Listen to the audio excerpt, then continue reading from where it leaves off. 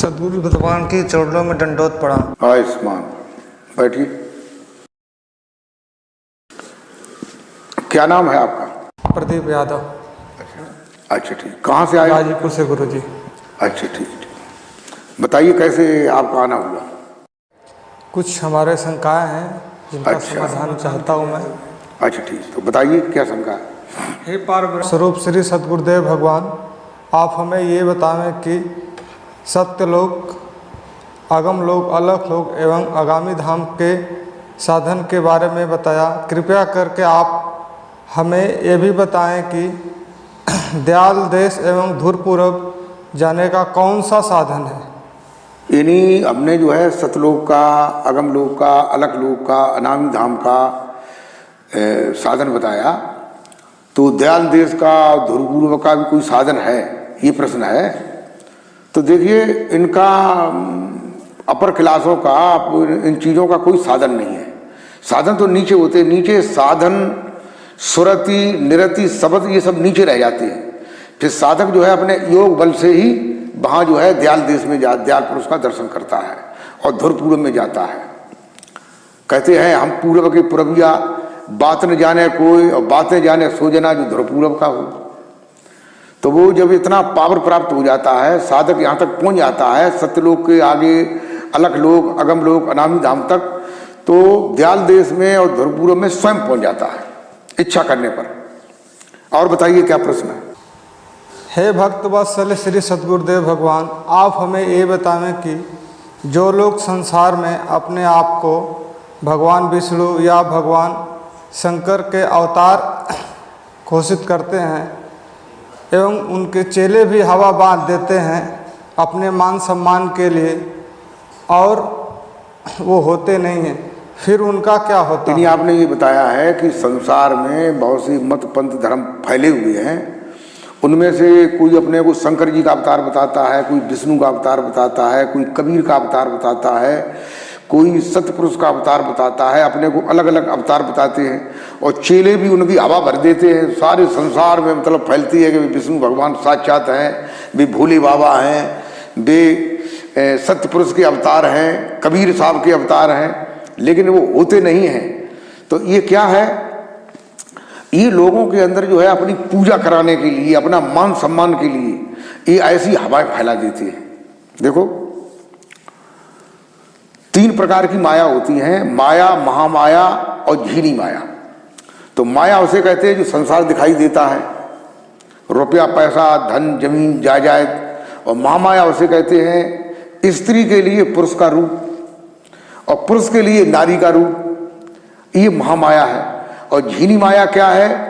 झीनी माया ये है कि जब आदमी के पास कुछ रिद्धियाँ, सिद्धियाँ, योग, कुछ बल पैदा हो जाता है, फिर लोग उसका मान सम्मान ज़्यादा करने लगते हैं, फिर वो और ऊंची खाई लांग करके और ऊपर भगवान और परमात्मा का पद प्राप्त करके अपने को परमात्मा घोषित करता है।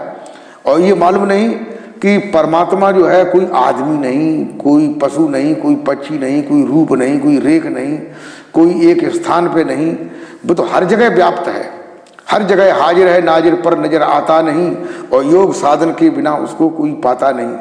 तो उन लोगों का क्या होता है? फिर उन लोगों को फिर 84 लाख योनियों में जाना पड़ता है। पहले वो मनुष्य भी नहीं बनते, पहले 84 लाख योनियों में जैसे पशु है, पक्षी है, कीट है, पतंग में जाना पड़ता है। फिर बहुत समय बाद कहीं मनुष्य का जन्म मिलता है, फिर वो शुभ अच्छे कर्म करते हैं, तब फिर उनकी उन्नति होती है, न अन्यथा 84 लाख योनियों का ही भोग भोगते रहते हैं।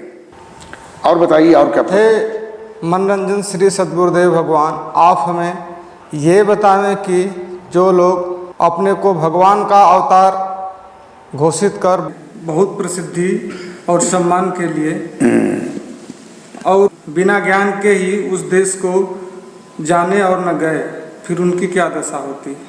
हाँ, लोग जो है अपने को भगवान बता देते हैं और उस देश में गए नहीं, न उसको जानते हैं और उसकी चर्चा करते हैं, तो इन्हीं आपके कहने का मतलब है फिर उनकी क्या दशा होती है। तो कवि साहब कहते हैं कि बिन जाने बादेश की बात कहे सो कूर, और अपन तो खारी खातो है बेचत फिरे कपूर। तो जो बिना जाने और बिना समझे, बिना जाए उस देश की बात करता है, उसे फिर न 84 लाख योनियों में जाना पड़ता है। किन्हीं किन्हीं शिष्यों को पढ़ा दिया कि हम सपने में हमारे गुरुजी आए और हमको पकड़ करके सतलोक में ले गए, वहाँ सतपुरुष का दर्शन किया, वहाँ हमारा घर बना हुआ था, वहाँ हमने फल खाए, वहाँ सेब खाए, लेकिन उन्हें ये नहीं मालूम कि वहाँ तत्व ही नहीं, वहाँ सूरज नहीं, वहाँ ईंट पत्थर नहीं, वहाँ कोई चीज़ नहीं, तुम्हारा घर वहाँ कहाँ, फल कहाँ से क्या आया। तो ये लोगों को जो है अपना मान सम्मान के लिए, संसार को गुम करने के लिए, गुमराह करने के लिए ऐसा ये लोग करते हैं। ऐसे कहते हैं कि जिसका गुरु है आंधरा, कौ कहाँ ले जाए, और अंधी अंधा ठेलिया दोनों कूद गिराए। तो गुरु भी खाले में गिरता है और चेला भी गिरता है। और बताइए क्या प्रश्न है। स्वरूप श्री सद्गुरुदेव भगवान, आप हमें ये बताएं कि यज्ञ किसे कहते हैं और यज्ञादि के क्या स्वरूप हैं। अच्छा, आपका ये प्रश्न है यज्ञ किसे कहते हैं, यज्ञ का स्वरूप क्या होता है। देखिए, यज्ञ जो है वैसे 3 प्रकार का यज्ञ बताया जाता है। एक तो यज्ञ होता है समिधा यज्ञ, यानी धूप, मिष्टान, मेवा, लकड़ी, अन्य अन्य जो सामान जो धूप में मतलब अग्नि में होमे जाते हैं, तो वो मतलब जो है समिधा यज्ञ बोलते हैं। इस यज्ञ को करने से स्वर्ग आदि की प्राप्ति होती है और अगला जन्म मनुष्य का मिलता है, सुख शांति मिलती है, धनवान होता है।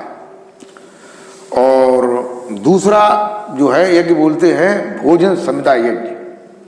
भोजन समुदाय यज्ञ का मतलब होता है कि जो हमने जैसे भोजन बनाया, सब्जी बनाई, पूरी बनाई, कचौड़ी बनाई, हलवा बनाया, अच्छी अच्छी चीज़ बनाए और निमंत्रण करके किसी को खिलाया, तो ये भोजन समुदाय यज्ञ होता है।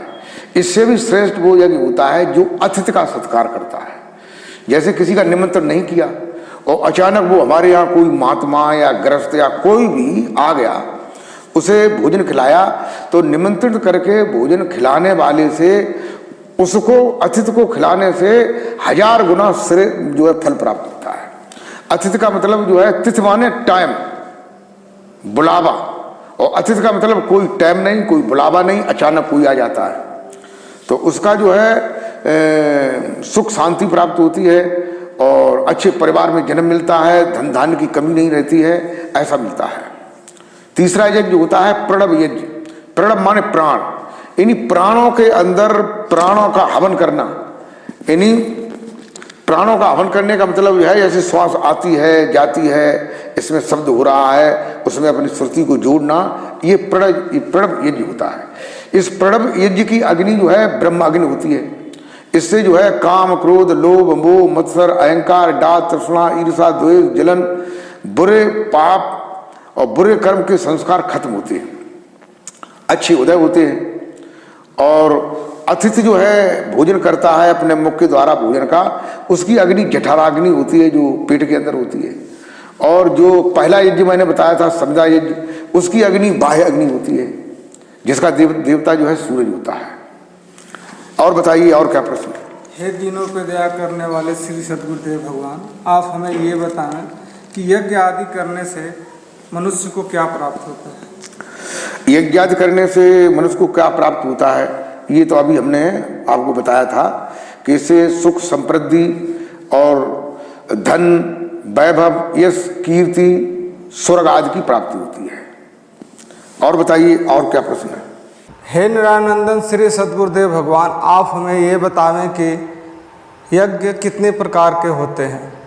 देखो, अभी बताया था यज्ञ के बारे में। यज्ञ 3 प्रकार के होते हैं।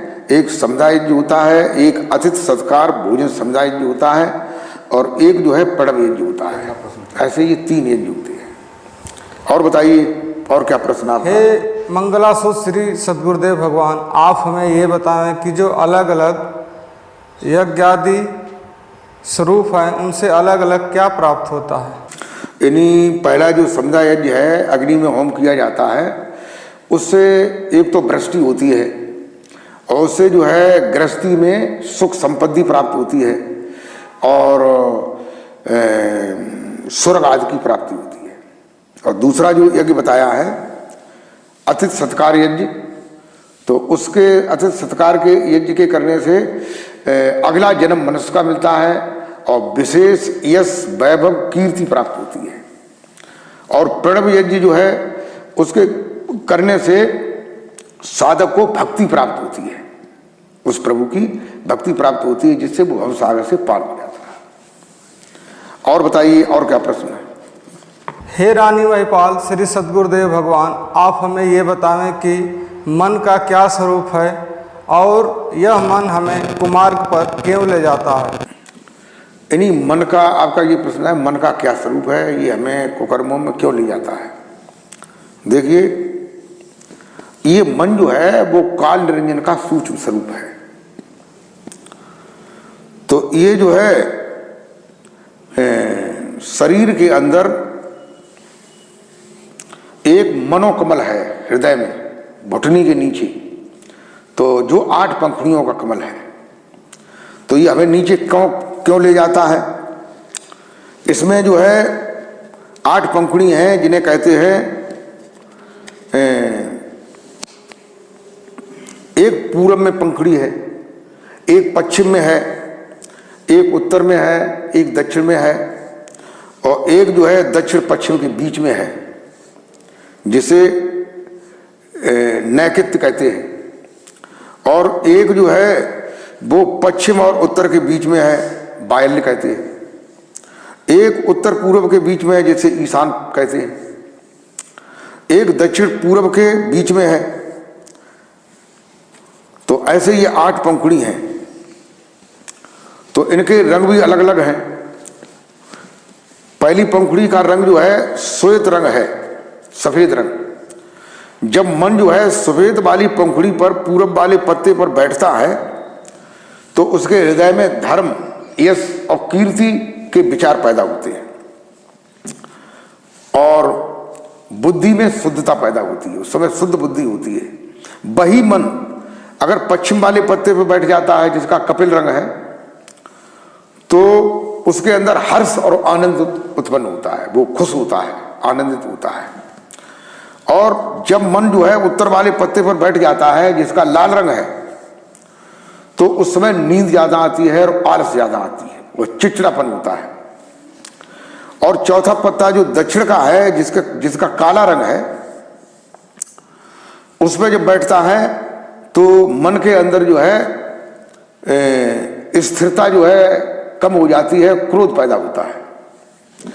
और ये मन जो है, और अगले में जब 5वें पत्ते पर दक्षिण पश्चिम के बीच में नैकित्य में बैठता है, जिसका नीला रंग है, तो उस समय मोह और मेरे तेरे का भाव, ये मेरी पत्नी है, ये मेरा पुत्र है, ये मेरा घर है, ये मेरा मकान है, ये भाव पैदा होता है। यानी गृहस्थी की ओर उसका दिमाग बढ़ जाता है। और अगले पत्ते पर बैठता है, पश्चिम और उत्तर के पत्ते पर बैठता है, तो बायल्य जो है, जिसे कहते हैं दिशा कहते हैं, तो उस समय जो है श्याम रंग होता है। श्याम का मतलब काला रंग। तो चित्त में उस समय उच्चाटन होता है, चित्त में कोई चीज ठहरती नहीं है, दिमाग मतलब जो है उसका बिगड़ जाता है, चित्त बिगड़ जाता है। और अगले पत्ते पर बैठता है जो पूर्व और उत्तर के बीच में है, ईशान में है, उसका रंग गुलाबी रंग का है। तो गुलाबी रंग का पत्ता जब उस पर बैठता है तो मन स्थिर होता है और हृदय के अंदर दया, क्षमा, ज्ञान आदि उत्पन्न होते हैं। और कहते हैं जब वो 8वें पत्ते पर बैठता है, जो दक्षिण पूर्व के बीच में है, जिसका रंग पीला है, तो उस समय जो है कामातुर भाव पैदा होता है, हृदय में विषय और वासना पैदा होती है, स्त्रियों को देख करके, स्त्री को पुरुष देख करके होती है। तो ये मन की अलग अलग दशा जो है अलग अलग पंखुड़ी पे हो जाती है। और बताइए। हे हंसों में परमहंस श्री सद्गुरुदेव भगवान, आप हमें ये बतावें कि यह मन अंतःकरण के साथ रहता है या इसका और कहीं स्थान है? मन, देखिए आपका ये प्रश्न है कि मन अंतःकरण के साथ रहता है कि या और कहीं रहता है। देखो, मन जो है अंतःकरण के 4 पहलू हैं, मन, बुद्धि, चित्त, अहम। तो मन जो है इन चारों पहलुओं का, चारों अंतःकरणों का स्वामी है। मन संकल्प करता है तभी बुद्धि निर्णय करती है, तभी चित्त में दृश्य आता है, तभी अहंग इंद्रियों को प्रेरित करता है। तो ये अंतःकरण के साथ ही रहता है। और बताइए, और क्या प्रश्न है? बस गुरु जी। ठीक। गुरु जी, हमारे मन में बहुत शंकाएं थी जिसका निवारण मिला। मैं बहुत प्रसन्न हूँ। मैं चाहता हूँ कि आपके चरणों में ही मुझे जगह मिले। गुरु जी के चरणों में दंडवत प्रणाम।